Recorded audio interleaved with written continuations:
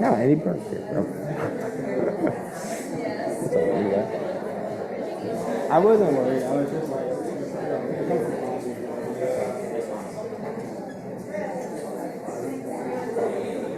sweet. Awesome. Hello, everybody. We're going to go ahead and get started for everyone standing up, having chats. Thank you.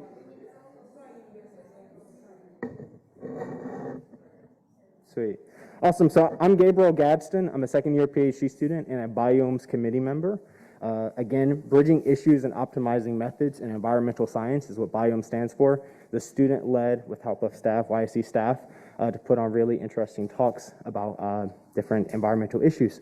So if you guys have any questions about BIOMES, would like to join, have ideas for future semesters for speakers, please speak to me, Brandon in the corner. There's some other folks that are around.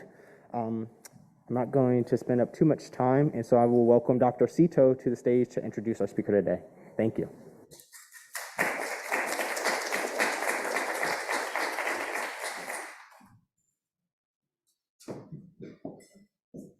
Thanks, Gabe. Well, it's a real pleasure to introduce Chris Boone, who is visiting us for the entire semester as a visiting professor here at YSE. He's visiting us from Arizona State University. So Chris, for the last nearly 20 years, has been a dean. He was the dean of the School of Sustainability for many years. And then following that, he was the founding dean for the College of Global Futures at Arizona State. And if you don't know very much about Arizona State, one thing you should know is that they have a very innovative president who's regularly thinking, should we rethink these units and put them together in this way, and maybe we need a new school here. So Chris has led two of these experiments, one being the School of Sustainability, and he's really a thought leader in the area of sustainability science and sustainability education. His background is as a geographer, his undergraduate, master's, and PhD, all in geography. And I think his way of thinking spatially really imbues a lot of his both professional work, his research, but certainly just the way that he thinks. I got to know Chris, I was looking this up, I got to know Chris nearly 20 years ago. We were both on a scientific steering committee together for an international project called Urbanization and Global Environmental Change. And this is back in the mid-2000s. Chris always brought this environmental justice perspective to the work of that project. And back then, environmental justice wasn't on everybody's minds in the way that it is now. And he, in many ways, shaped the work that we did in terms of bringing a justice perspective. He's served on many different committees, and I just want to highlight one that I think is particularly important in the context of this talk. Recently, he was a member of the National Academy of Sciences Committee on strengthening sustainability programs and curricula at the undergraduate and graduate level. And that's what he's going to talk about today. How do we actually bring sustainability research to education? I did want to just end with one other personal note, which is that not only is he a thought leader, he's just a really good person. And so it's really a nice to have him here at the school.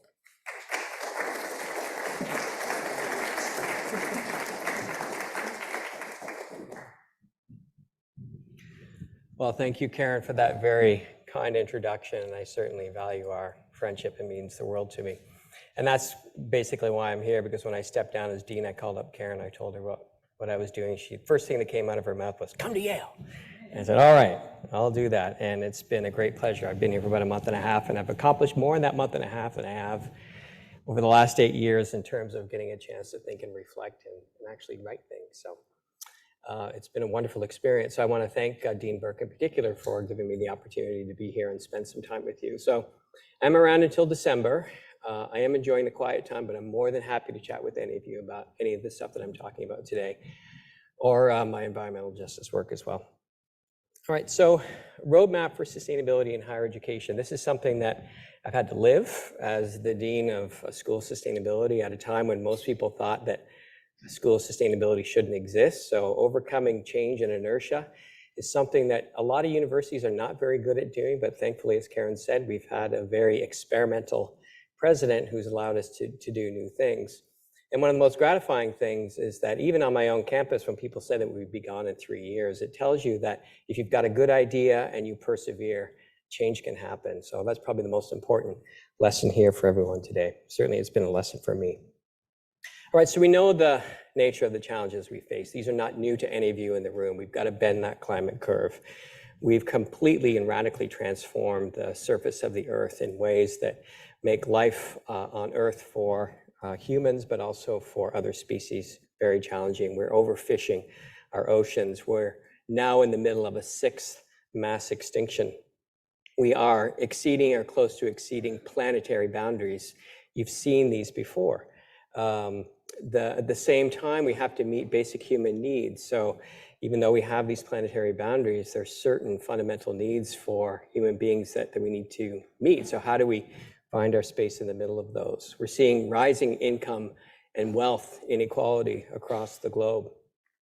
We're at a stage where we're calling for no poverty, zero hunger, gender equality, and we want to achieve these by 2030. So these are awesome and audacious and challenging goals, but also opportunity sets. And the opportunities, I think, are only going to be met, and the challenges are only going to be met if we create a much broader group of people who are engaged in thinking about, and especially in innovative ways to meet these challenges and opportunities. So looking around this room, I know that many of you are going to be leaders in these spaces. You're going to be tackling all of these challenges. But my second basic argument is that if we really want to bend that curve, or we really want to deal with how do we create more sustainable fisheries, it can't just be us in this room. We need a legion, we need an army of people who are thinking about this on a day-to-day basis. So how do we educate a workforce? How do we educate a large and diverse group of people to challenge it? So what are universities doing about it? There are now in the United States about 3,200 degree granting colleges and universities. I'm leaving out the for-profits here. I won't even get into that. These are public and not-for-profit private institutions. There are 2,600 four-year colleges and universities. So this is an extraordinary resource. So how are universities and colleges responding to sustainability? One, in some aspect, I think the message is a good one. In 2008, the National Council on Science and the Environment did a census of sustainability programs, and they found 13. In 2022, ASHE, which is the American Association for Sustainability in Higher Education, they identified 3,000 programs of sustainability. So there's been explosive growth in colleges and universities, recognizing that we need to be thinking about new ways of learning, new ways of doing research, new ways of conducting practices on campus and beyond to be able to respond to those challenges that I just put up there. And a number of universities have made very deep commitments to sustainability. My own Arizona State University founded the first School of Sustainability in 2006, which I mentioned. University of Michigan, School of Environment and Sustainability. These are probably going to be places that you probably applied to, so you know them already. But the one that I think really made the headlines was just this past year. The Dorr School of Sustainability at Stanford was created with a $1.1 billion investment on behalf of the Dorr family, the greatest ever contribution to that reasonably well-to-do university. So it shows that people are seriously committed to thinking about how higher education can transform itself to really deal with issues around sustainability. So this is good news. But on the other hand, one of the things that worried me and others is that this explosive growth, while on the one hand welcome, we thought that there was an opportunity just to think through, could we offer some advice or some guidance on what these sustainability programs should contain? I mean, at my most cynical, what I was seeing happening in many cases were existing programs taking sustainability and slapping it onto an existing program and calling it a day without what I thought was without serious consideration of what sustainability means and how it should be taught and the associated research. So that led to what Karen just talked about, which is the National Academies panel on strengthening sustainability at the undergraduate and graduate level. And that was a fabulous experience. We had 3 workshops. We invited leaders both from the higher education sector, but what we called end users or employers, to give us their input on things that they thought were important that should be included in sustainability education. And I welcome all of you to download this. Probably won't read the entire volume, but there's a pretty good executive summary. I'm going to go over those recommendations shortly, but I do welcome you to take a look at that. It's a free download on the National Academy's website. So we put together a panel. You're going to recognize at least 2 people on this panel, myself and Dr. Taylor. But the others are Arun Agrawal at the University of Michigan, Ann Kapuscinski, who is the chair at University of California, Santa Cruz, Garrick Louis, who's an engineering professor, University of Virginia, and then Aaron Bromagem, who's now the deputy mayor in the city of Los Angeles. So it was a really fabulous committee, and I now consider them all to be very dear friends. And it was also, of course, very exciting opportunity to work with others who are outside of my own institution to think through how do we really start to wrap our arms around the idea of what sustainability education means. So I'm going to go through these recommendations pretty quickly. I'm going to flash them on the screen, but again, you can just download the report and read them for yourself at a later date. So first recommendation, hello, Morgan Grove. Nice to see you. There's another old friend. Thanks for coming, Morgan.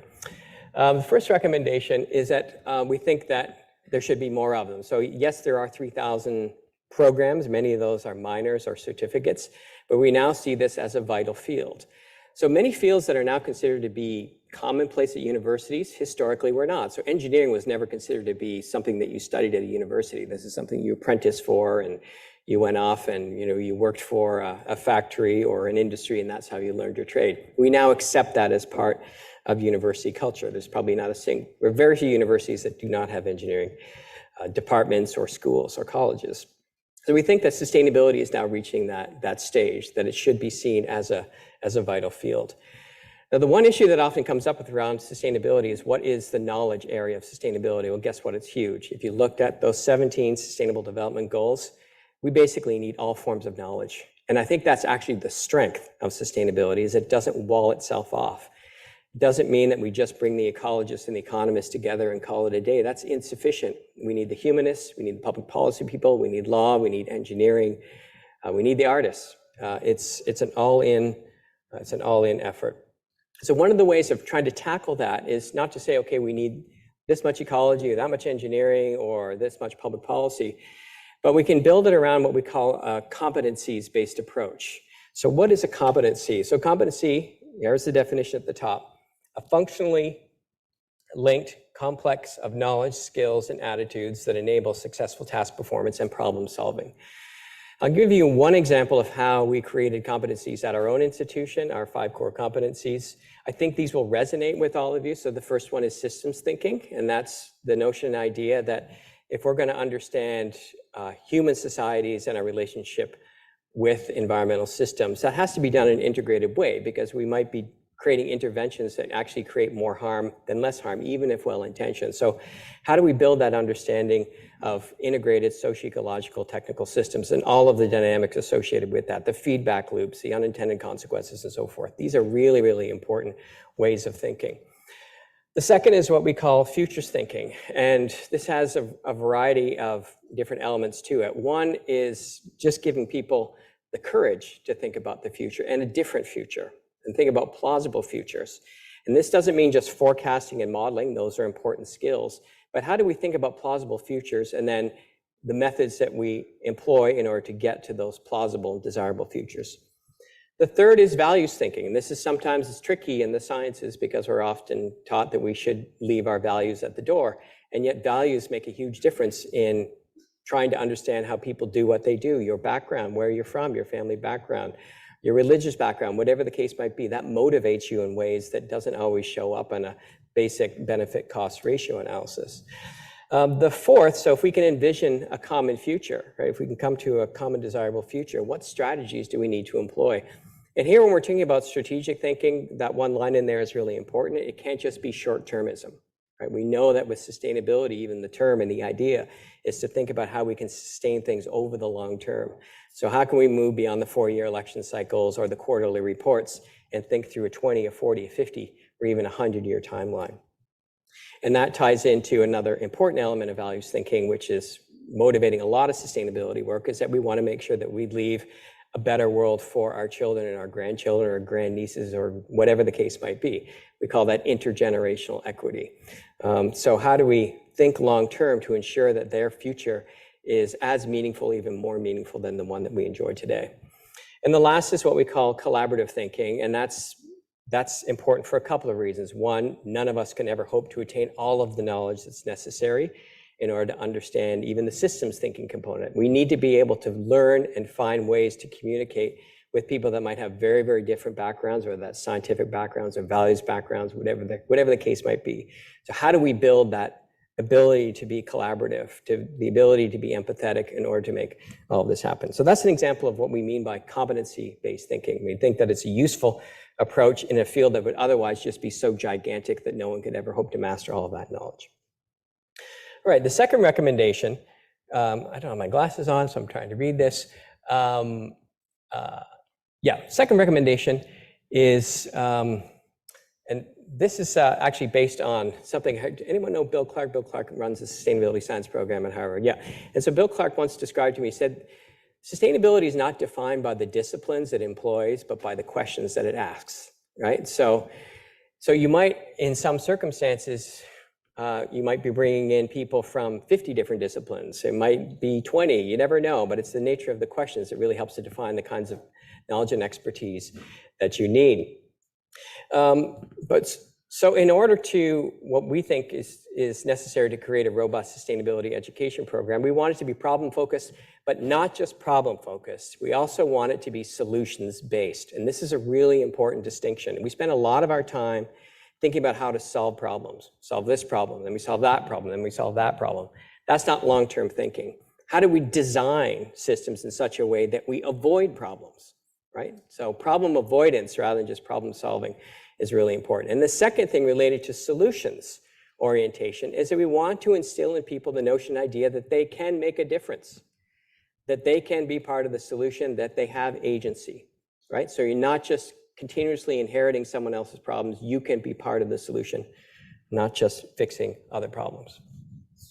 The third is, related to that, is how do we do that? Well, there's a variety of different ways of doing that, but we think in particular, the NASEM committee, that experiential learning is really important because it puts you into a context where things are way more complicated often than what the textbook tells you, right? So we throw you in with an organization or a community group, and you try to work through these issues, maybe employing what you've learned in class, and maybe that doesn't always work.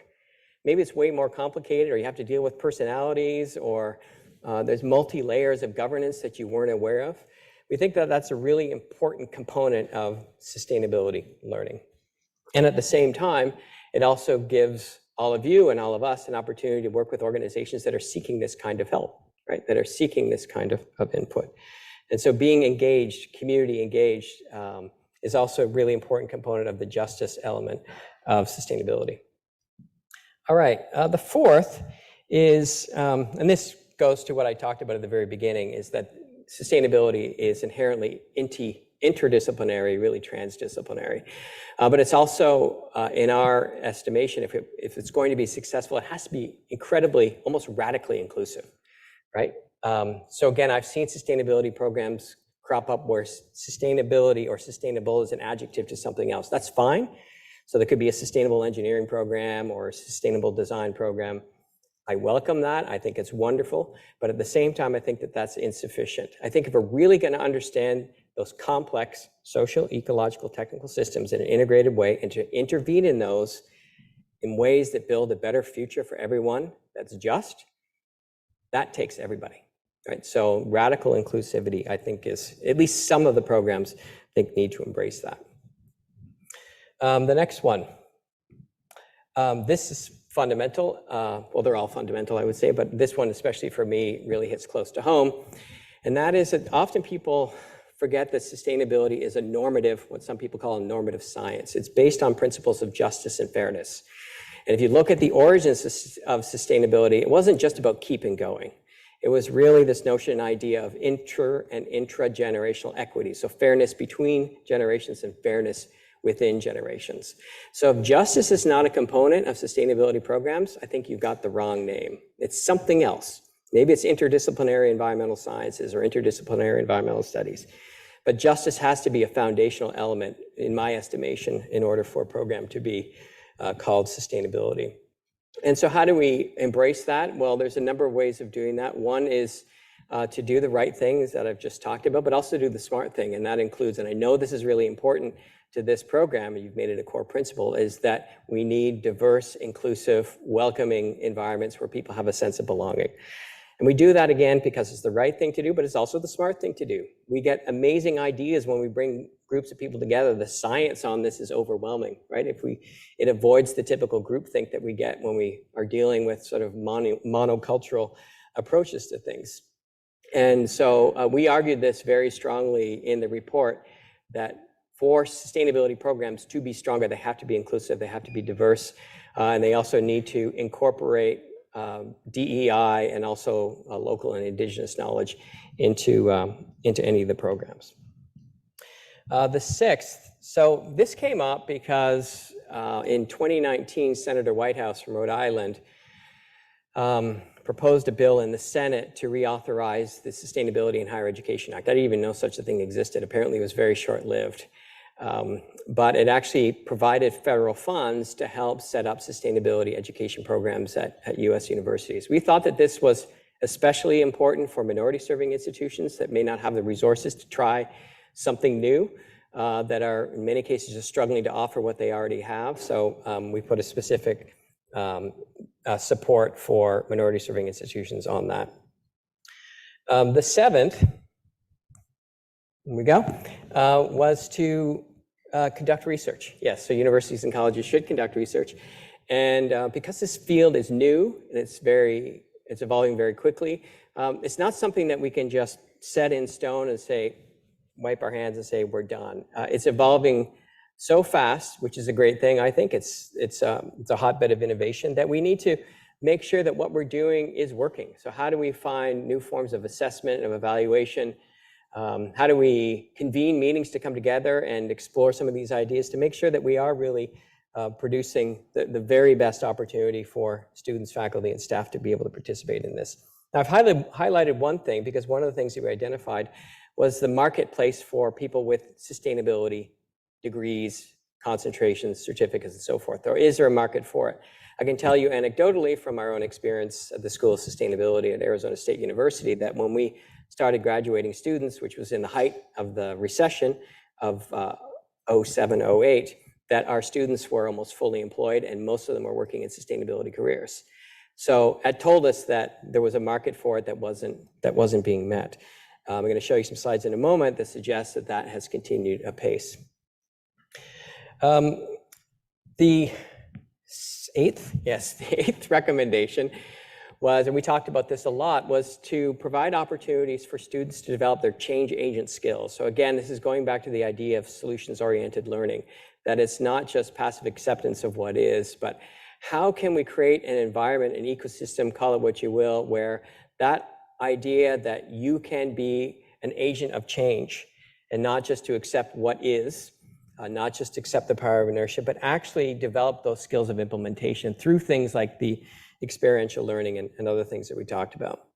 And then finally, we thought that there was an opportunity for professional societies, since this field is maturing, to come together to think about how we can convene to talk about the best ideas, what's working, what's not, to talk about training and mentorship for people at all levels, undergraduate and graduate students, especially junior faculty who are just beginning in this field, and then also to analyze a sustainability job. So as an administrator, one of the things that is often asked of you, of regents or trustees in your case, if you're trying to create a new program, they'll say, but are there careers for people who are graduating with this degree? Well, I don't get so hung up on that because, quite frankly, when I talk to employers, they don't care what your major is. They just care that you've had an opportunity to critically think, to develop your reading and writing skills and all that other stuff, but nevertheless, they want it.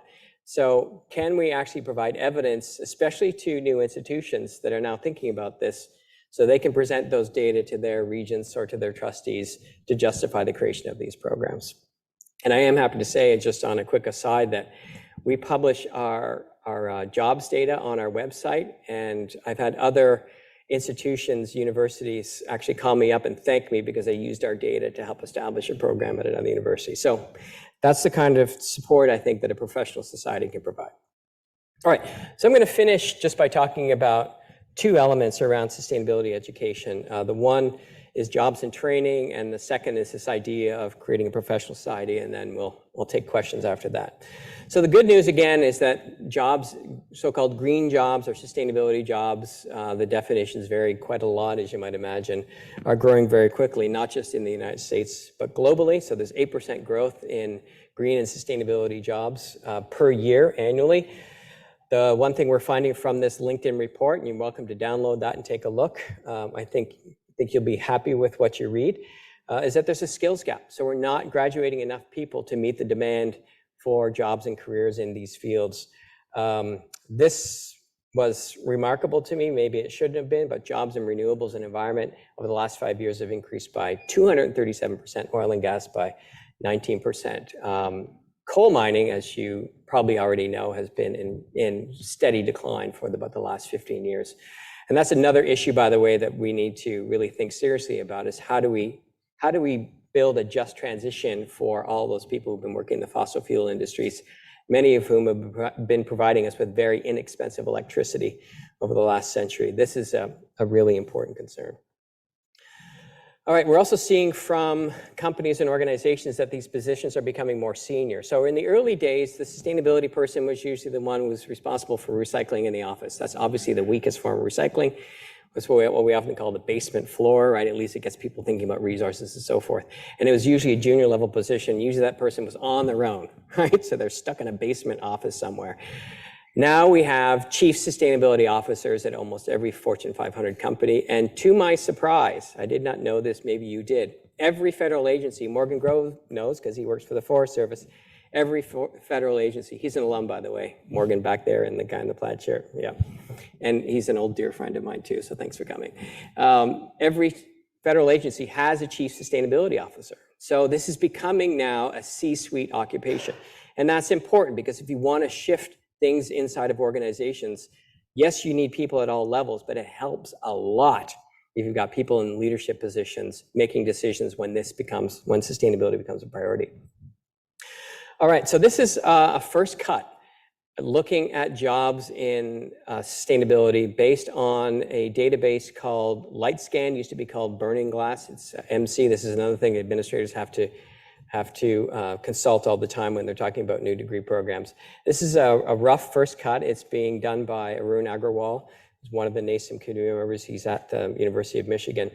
And it's a pretty easy punchline, right? There's been very, very rapid growth in careers related to sustainability. This is a keyword search, so we've still got some work to do in sustainability, in combination of sustainability and development, sustainability environment. And the last one, which is still small but growing quickly, is sustainability, equity, and justice.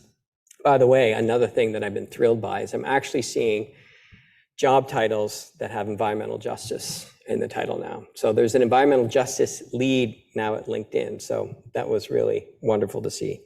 As Karen said, when I first started, environmental justice was kind of this marginal thing, right? That some people cared about, but not many. It's now become normalized. And it was even talked about during the presidential primaries. I almost fell off my chair when I heard that. So it's now becoming a career opportunity, which is wonderful to see. All right, so where are these jobs? Most of them are in business operations and IT, but that's frankly where a lot of the job growth is occurring.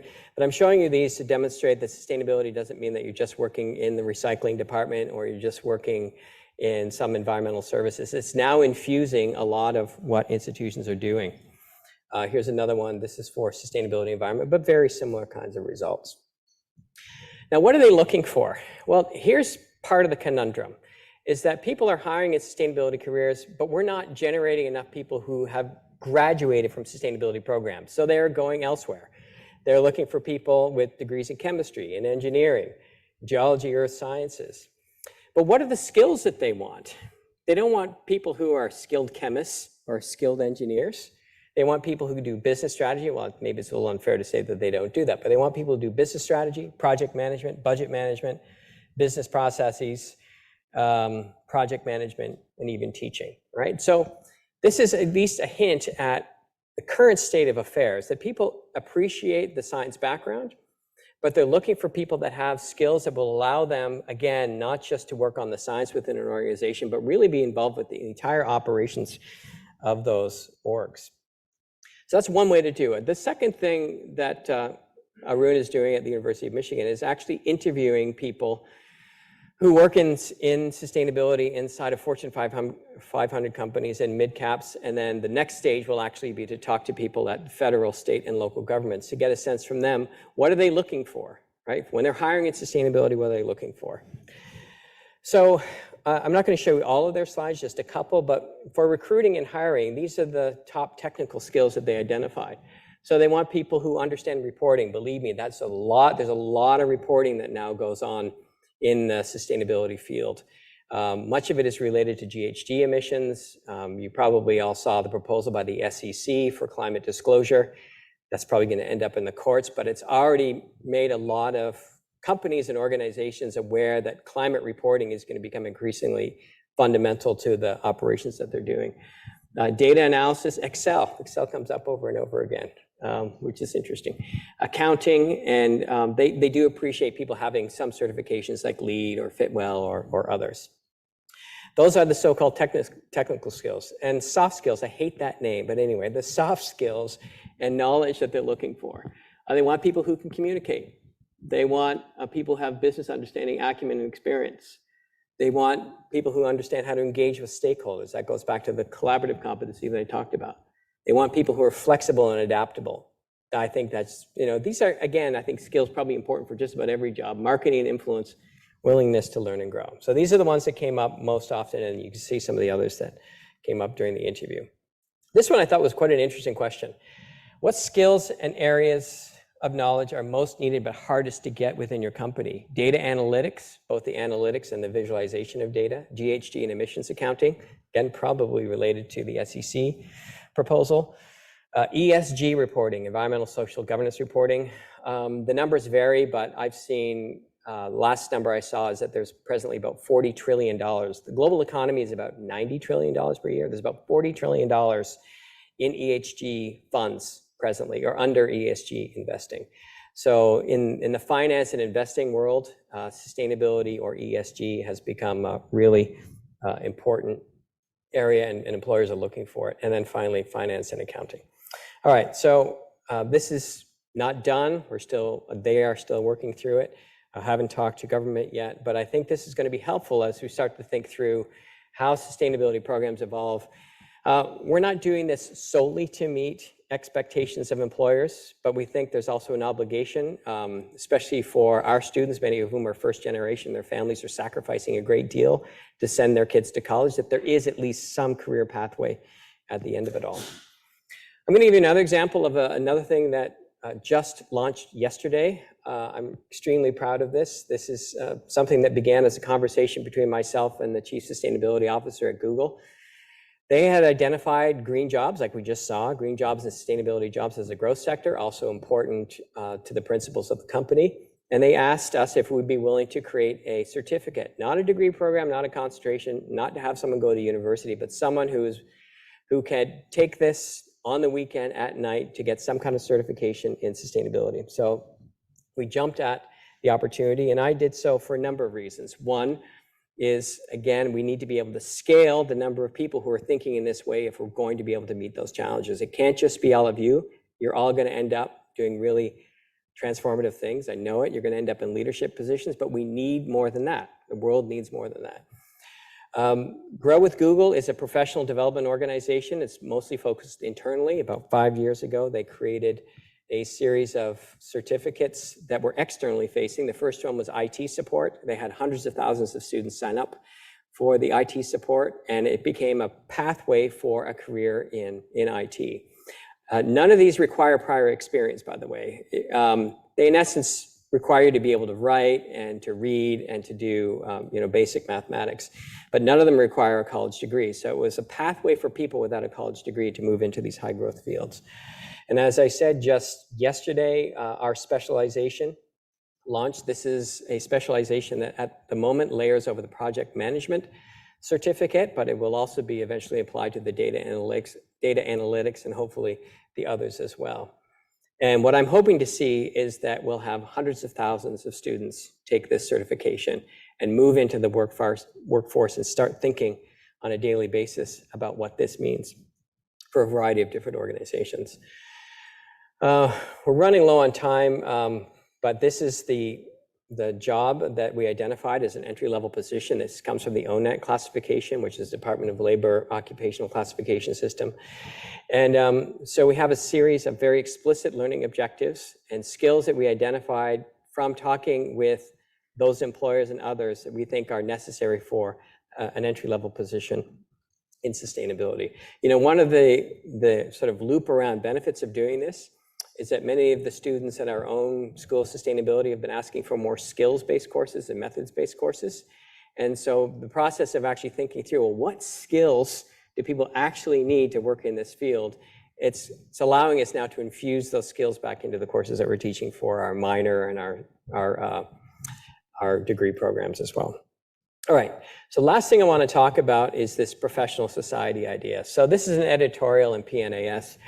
Bill Clark was the author, and it's titled A Room of One's Own. And the reason for that is because the editors in 2005 decided with the growth of sustainability as a field that it deserved its own section in the proceedings of the National Academies of Sciences. There's now a roundtable at the National Academies, and in essence, one of the premier scientific organizations in the United States recognized and realized that this wasn't just an adjunct to something else, that it was a field of its own in its own right. And so based on that, we started a discussion around, could we create some mechanism for convening people around the latest and greatest and interesting and thoughtful ideas for what sustainability could be, primarily education, but also in the research and the practice space. So a group of us gathered, sustainability leaders in Washington State this past summer. We came up with a few sort of beginning ideas of what that mission or vision can be. I'll just let you read those there on the screen. But the other thing that came out of that meeting is that, you know, there's something that any professional society should do. It should provide a forum for people to come together and exchange best ideas and talk about latest research and so forth. But we also thought, because sustainability is action-oriented, right, and it's solutions-oriented, that we can't just talk about scientific papers and scientific findings, that we really also need to talk about the other elements. So things like advocacy. Again, sometimes people in the sciences find that uncomfortable, but we think it's a fundamental aspect of sustainability and actually helps to inform the science of sustainability. And policy engagement, making sure that we have a very solid and well-agreed sense of ethics, that these need to be part of the building blocks of this professional society. And also with the constituents and stakeholders, we knew that, again, we're going to be probably focusing primarily on academia. We think there's a need for that. But if it's really going to be what we purport sustainability should be, we need to have engagement in the private sector, frontline communities, BIPOC communities, tribal communities, multiple levels of governance, NGOs, and so forth. So we're starting with these principles and hoping to create something that might be different, not your old standard scientific society, but something that is more engaging, something that people want to belong to. Not something that we have to market, but something that people want to belong to. So I'm telling all of you this because I'm hoping that all of you will join this new National Sustainability Society when it launches probably next year, because it'd be wonderful to have you and your ideas. All right, so we got a lot of challenges. We also have huge numbers of opportunities. It's going to take everybody. It's going to take the private sector. It's going to take the public sector, the nonprofit sector.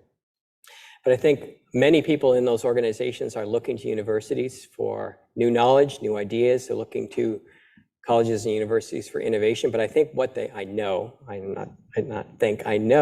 that what they value more than anything else is the educated workforce that colleges and universities produce.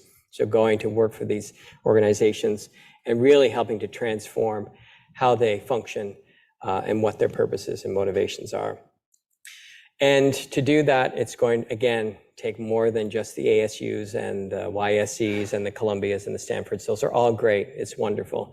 But we really need to think about learning and how we attract and support the universal learning for people at all ages, all stages of the career, in order to get the army and legion of people we need to be able to move that needle. And with that, I thank you very much for listening.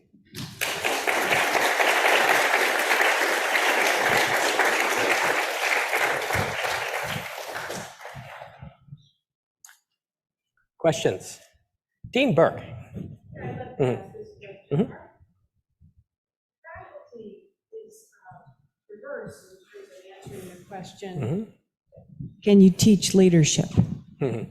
And can people in the environmental field appropriately teach leadership? And I was struck with your list of soft skills that I think are actually the hardest of all. Of course, yeah. To learn that all of those seem to be things that we do teach.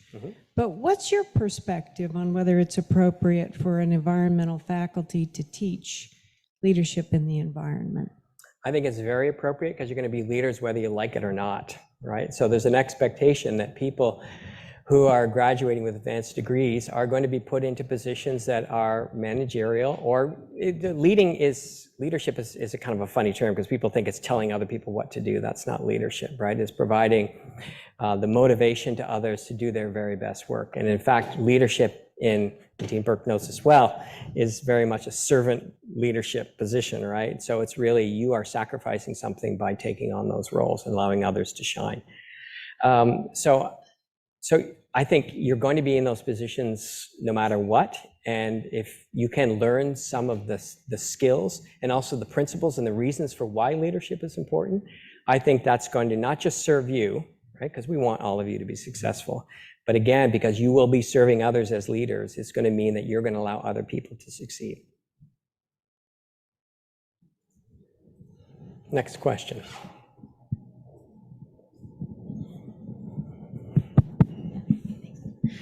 Thank you for your talk. I'm wondering if you could speak to what you think the greatest challenges or concerns might be in implementing these strategies in higher education for sustainability in, let's say, the next 5 to 10 years, and how you think that environmental science or environmental education research might play into addressing these challenges.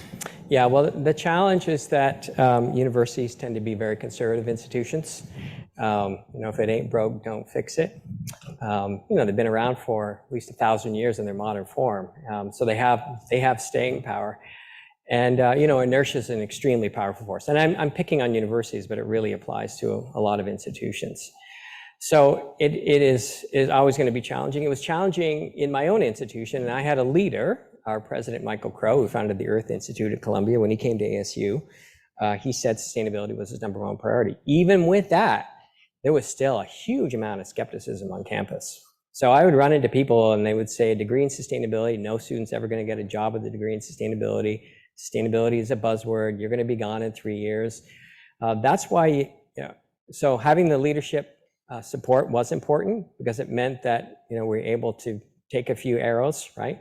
But I think this is where perseverance is really, really important. So you need to persevere and demonstrate the value that innovation can bring to higher education. I think this is really a great environment where innovation can occur, in part because it brings together what everyone's talking about already, which is really serious engagement with interdisciplinary thinking or transdisciplinary thinking.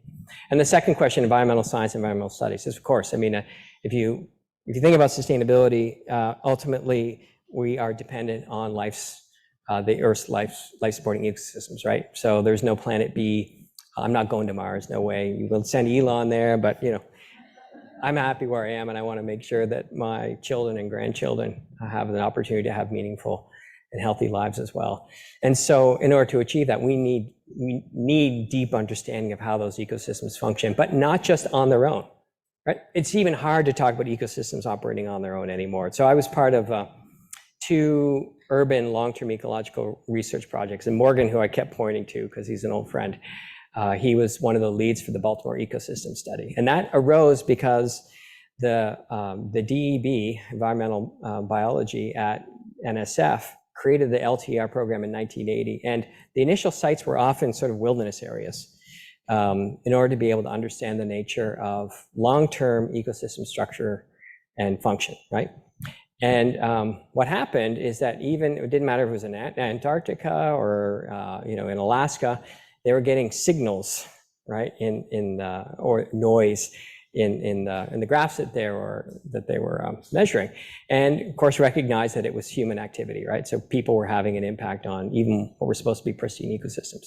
So what they did is they recognized, all right, if we really want to understand how ecosystems function, we need to understand how human dynamics interact with ecosystem dynamics, right? So bringing those two together.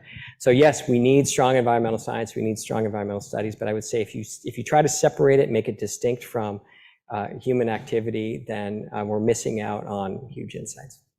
But I know that you're doing that here already, but I'll say it anyway.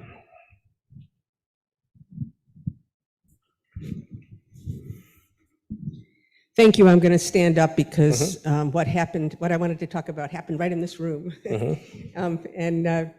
Indy put together a panel of CSOs from the airline companies. That was really interesting.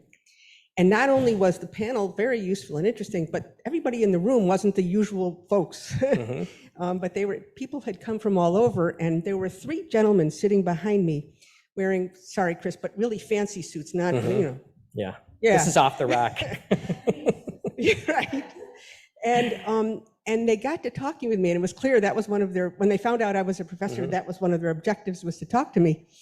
And they started saying, yeah, it turned out they were surprised bankers. And they said, we recruited at MIT and we recruited Harvard and all those places, but they just don't have the environment part. And so I started observing this over and over again, since last spring, meeting business people who know that they have to have more specifically well-trained students along the lines almost exactly of the bullet points that you put up there. And now, why would I talk about businesses when we're supposed to be talking about 3,000 universities? Well, I am sure that of those 3,000 programs, there's a lot of business interest and a lot of business collaboration, or the room for collaboration.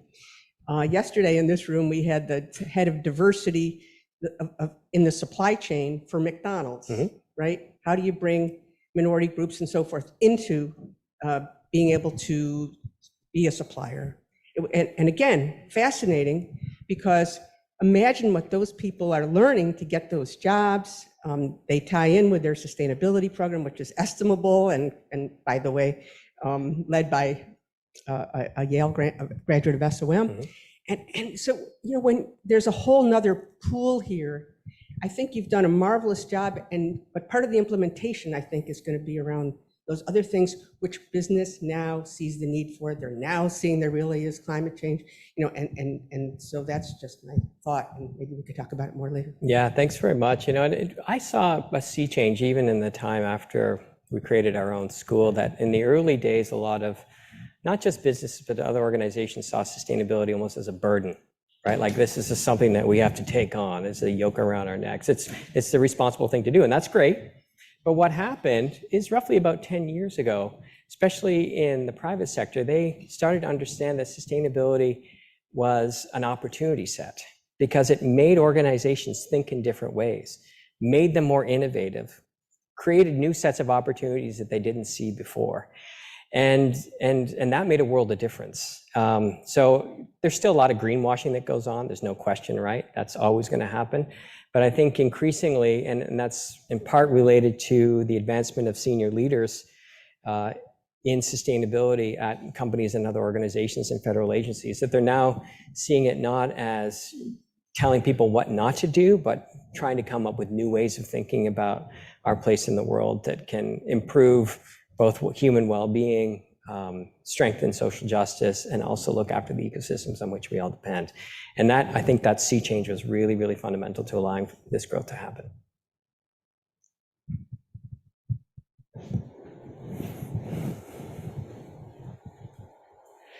Hi, a Yale professor recently had an article published in the Wall Street Journal about what it would look like if Trump won the elections again at the next election. And with swinging politics, do you expect the value of sustainability degrees to change? It's a great question. When when Trump won the election, we had someone who was the chief sustainability officer for Dell was giving a talk the next day, the day after the election. You know, people were walking in, heads down, people were crying. I mean, it was a very emotional day. We also had, I think because it was, I don't know, we're having some kind of sustainability week or something, we had the US Navy come in.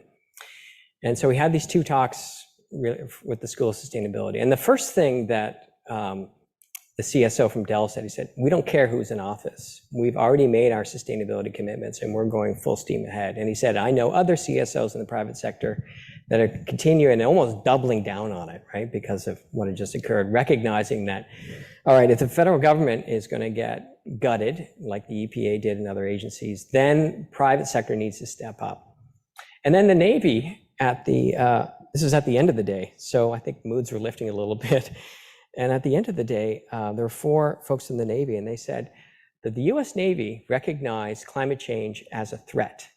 And when they recognize something as a threat, it's not an idle word. It means that they actually have to develop very strict fundamental strategies to be able to account for that threat. So they said the same thing. It said, doesn't matter who's in office. This is our obligation that we actually have to address climate change. So we heard from the military, we heard from the private sector that it was going to continue on unabated. Now, there's no question that federal, state, and local governments can make a huge difference. And one of the really wonderful things that I've seen happen in our own school, we have something called Project Cities, and what it does is it engages our students with local communities in the greater Phoenix area. Most of them sort of the smaller communities that don't have the resources for their own sustainability staff. And on day 1, when students come to the school, if I ask them, this is conjecture, but I think I'm right. If I ask them, how many of you want to work for local government? I don't think I'd see a single hand raised. 0. When they go through that experience and recognize that they can have immediate on-the-ground impact that improves the lives and the environment of those local communities, they are transformed. If we can so this is the experiential learning part. If we can get people involved in those kinds of experiential learning activities, then we might get people, and many of them, of course, end up working for local government afterwards. And for those local governments, it's talent acquisition, so it's kind of a win-win. If we can get more people with this kind of thinking, back to my primary argument, then I think we can start to make change. The local government where things really happen. You remember that most of the cities of the United States said we're still in, right?